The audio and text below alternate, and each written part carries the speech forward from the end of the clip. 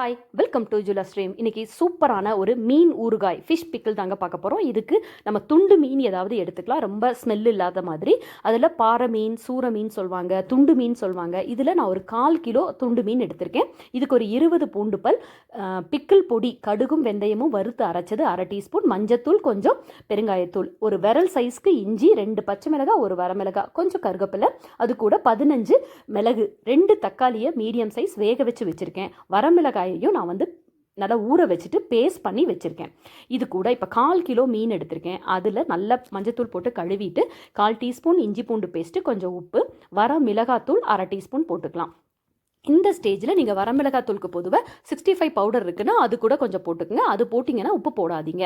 So அப்புறம் ஒரு 5-6 drop வந்து லெமன் புழிஞ்சிக்கலாம்.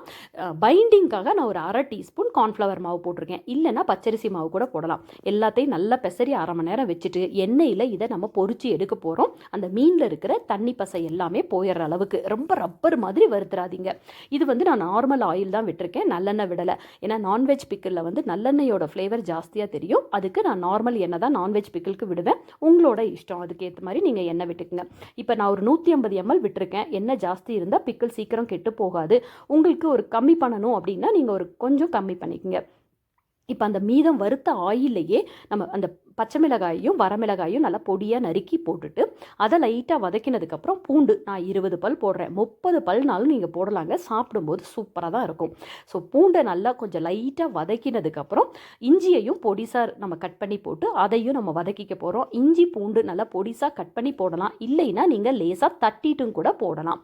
அது ரெண்டையுமே நல்லா வதக்கிக்கலாம். இப்போ நம்ம கொஞ்சம் கருவேப்பிலையும் இதில் சேர்த்துக்கலாம். இஞ்சி போட்டதுக்கப்புறம் இஞ்சி இப்போ நம்ம வந்து குட்டி குட்டியாக கட் பண்ணி போட்டிருக்கோம். இது ரெண்டும் நல்லா அந்த எண்ணெயில் வெந்துடணுங்க. அப்போ நம்ம அந்த ஃபிஷ் பிக்கிளோடு சேர்த்து சாப்பிடும்போது செம சூப்பராக இருக்குங்க. கருவேப்பிலையும் இப்போ கொஞ்சம் போட்டுட்டு நம்ம சில்லி பேஸ்ட்டு போடுறதுனால நான் ஒரு 1.5 டேபிள் ஸ்பூன் கிட்ட சில்லி பேஸ்ட்டு போடுறேன். நீங்கள் பவுடர் போடுறீங்க அப்படின்னா வரமிளகாத்தூள் 1 டேபிள் ஸ்பூன் கிட்ட போடுங்க. 1/4 கிலோவுக்கு அது போதும். ஏன்னா நம்ம மிளகாயில் வேற வறுக்கிறப்பையும் போட்டிருக்கோம். அப்புறம் நம்ம வேக வச்சு வச்சுருந்த தக்காளியோட தோலை எடுத்துட்டு அடித்து அதையும் ஊற்றிக்கலாம். நீங்கள் புளி போடுறீங்கன்னா இந்த ஸ்டேஜில் பாதி நெல்லிக்காய் அளவுக்கு புளியை ஊற வச்சு அதையும் இதில் ஊற்றிடுங்க. கொஞ்சம் உப்பு போட்டுட்டு நம்ம எடுத்து வச்சுருந்த அந்த பவுடர் எல்லாத்தையுமே சேர்த்துக்கலாம். மஞ்சத்தூள், பெருங்காயத்தூள், அந்த ஊறுகாய் பவுடர் அதையும் சேர்த்துட்டு அந்த மிளகையும் நச்சு இதில் போட்டு நல்லா கொஞ்சம் எண்ணெய் பிரிஞ்சு வருங்க. சின்ன அடுப்பில் வைங்க, பெரிய அடுப்பில் வச்சு ரொம்ப ஹையில் வச்சிடாதீங்க. ஏன்னா ஒரு 10 நிமிஷத்துக்கிட்ட அது நல்லா திரண்டு வரணும். அப்போ தான் ரொம்ப நாள் கெட்டு போகாமல் இருக்கும்.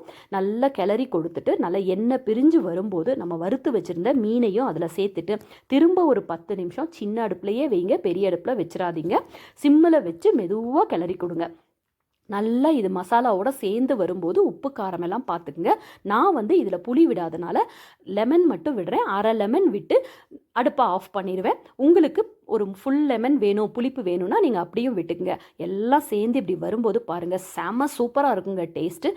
கண்டிப்பாக இந்த ஊறுகாயை ட்ரை பண்ணி பாருங்கள். பிடிச்சிச்சுன்னா உங்கள் ஃப்ரெண்ட்ஸ்க்கும் ஷேர் பண்ணுங்கள். சேனலை சப்ஸ்கிரைப் பண்ணிடுங்க. உங்கள் கமெண்ட்ஸையும் தெரியப்படுத்துங்க. தேங்க்யூ.